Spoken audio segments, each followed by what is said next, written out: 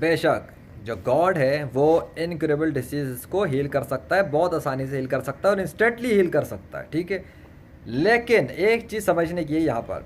कि जो गॉड है ना, गॉड के काम करने का जो तरीका है दुनिया के अक्सर इंसान नहीं जानते कि गॉड काम कैसे करता है, वो किस तरीके से हीलिंग करता है, किस तरीके से इंस्टेंटली हील भी कर देता है। इसके बहुत सारे लेवल्स होते हैं लोगों के हवाले से कि लोग किस तरह से अप्रोच करते हैं इस चीज़ को। लेकिन एक चीज़ समझने की है जो ख़ास,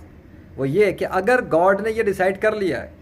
कि वो डायरेक्ट हीलिंग नहीं करेगा किसी बंदे की, बल्कि उस वक्त करेगा जब ये उसका फला बंदा किसी फला डॉक्टर के पास जाएगा और उसको पैसे देगा जो कि उसका नसीब में अल्लाह ने ऐड कर दिया हो, यानी कि गॉड ने, कि ये पैसे इसके पास आएंगे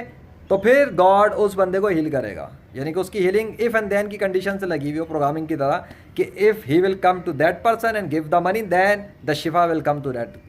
दैट पर्सन, तब मिलेगी। सो देखना पड़ेगा कि वो हिकमत क्या है।